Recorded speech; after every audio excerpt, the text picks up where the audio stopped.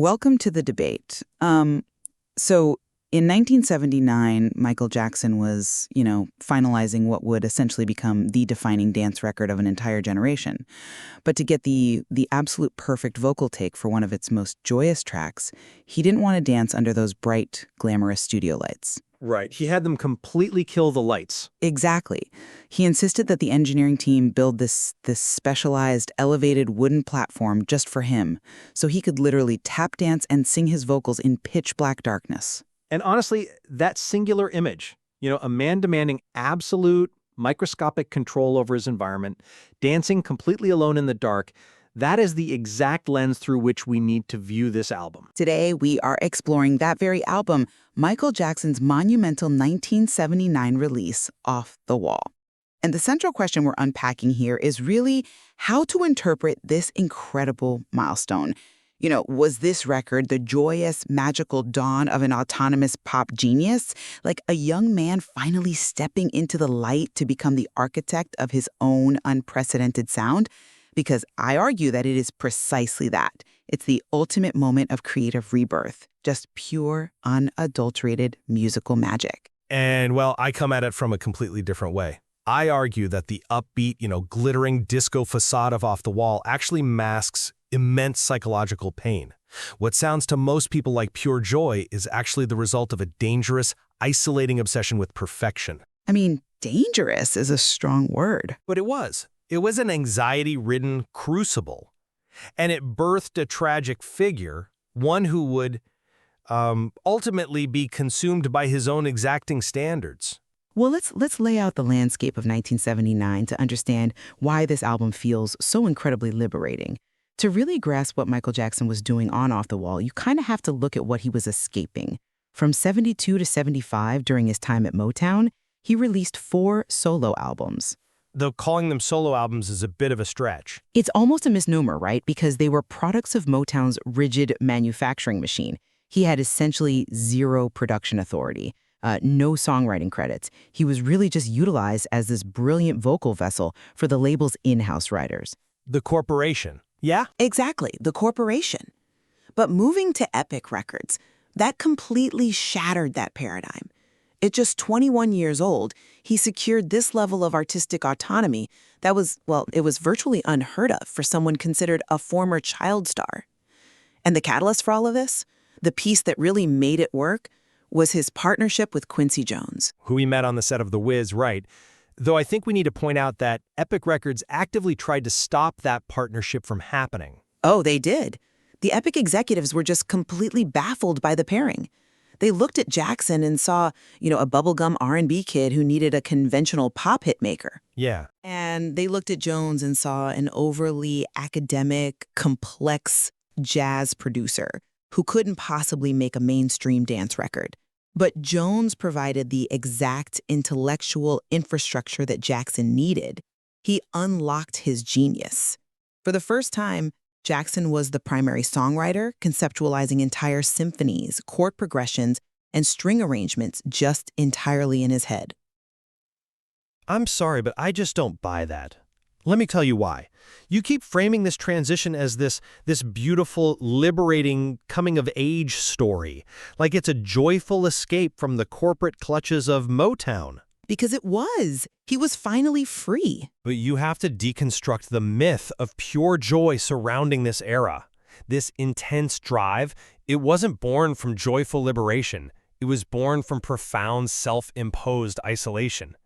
Think about the tension with his family during this exact transition. The Jacksons had just released the Destiny album in '78, which Michael largely co-wrote, right? Right, which essentially saved their collective careers at the time. Exactly. And right after that, his brothers publicly announced their intention to produce his upcoming solo work. Well, they assumed keeping it in the family was the natural next step. And Michael essentially turned his back on them. He felt he had to sever his child star identity, and he did it so violently that he isolated himself from the only support system he had ever known. He realized he needed outsiders, like Quincy Jones, to decode the complexity in his head, mainly because he fundamentally couldn't trust his own brothers to view him as an autonomous adult. Okay, but... So this meticulousness in the studio, this so-called autonomy you're praising, It wasn't just professionalism. It was an exhausting, anxious need for absolute control over his environment. It masked a deeply lonely individual struggling to connect with human beings outside the artificial confines of a recording booth. Look, I see why you think that, but let me give you a different perspective on what was actually happening inside that recording booth.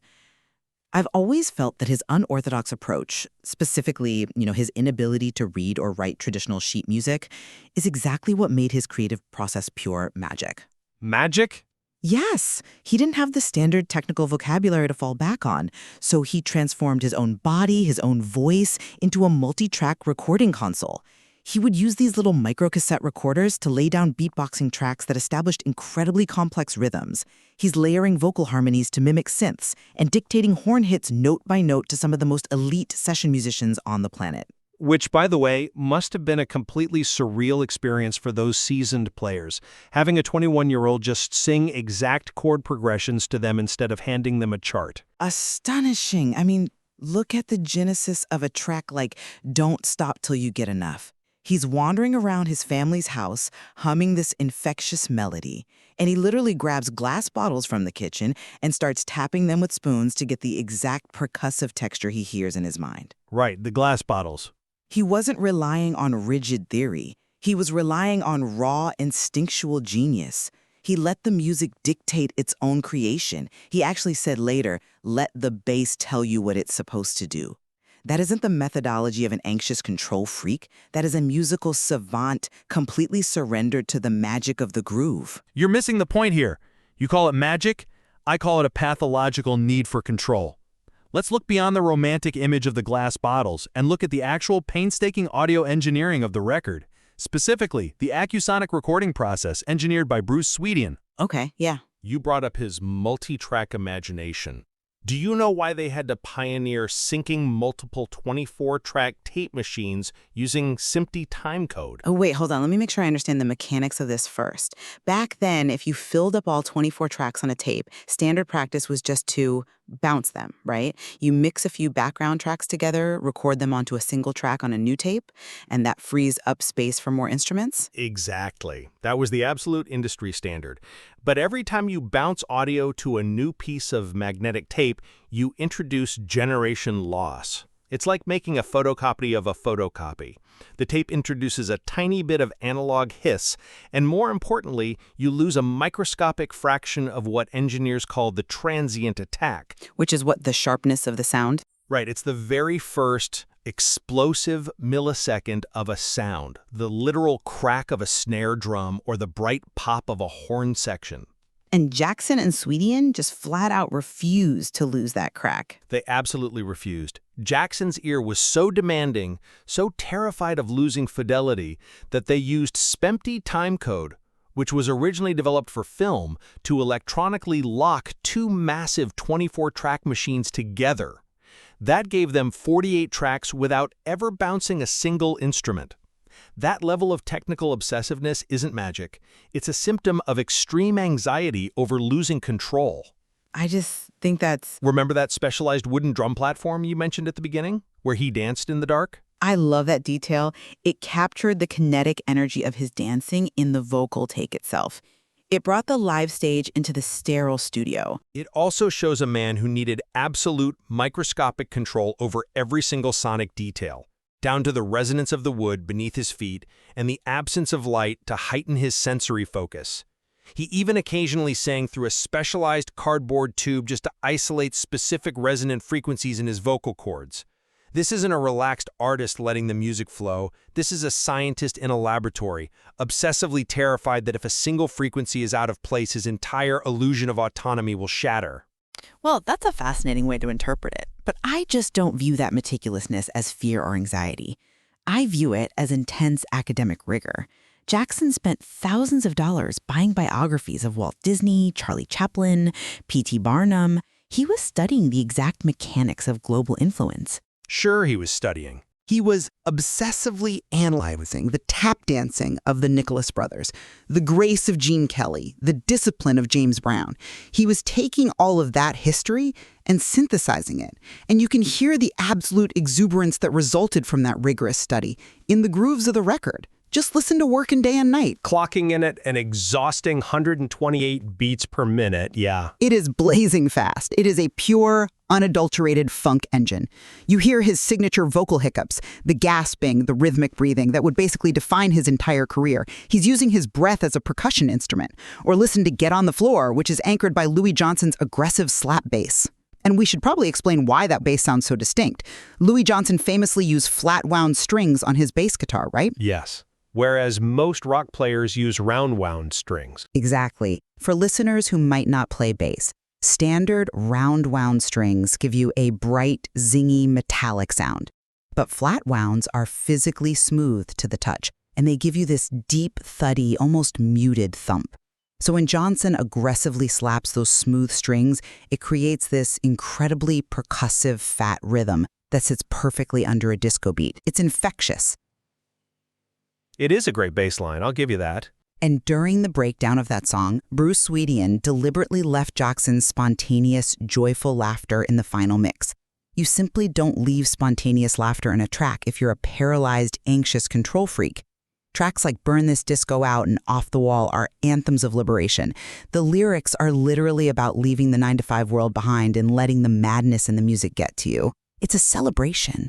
But if you look at the reality of those lyrics, especially Working Day and Night, the narrative isn't actually joyful at all. You're talking about the incredible speed of the beat, but look at the emotional core of what he is actually singing. He's singing about physical and emotional exhaustion under a capitalist grind. Well, it's a dance track. But the lyrics matter. It's about the struggle to satisfy a demanding partner who doesn't appreciate his labor. You got me working day and night, and I'll be working from sunup to midnight. The pain and the weariness are right there in the text. You hear physical exertion in the tempo, but the emotional exhaustion doesn't really hit you until the tempo drops entirely. Every time there is talk of joy on this album, I have to bring up the pain. Okay, where is the pain then?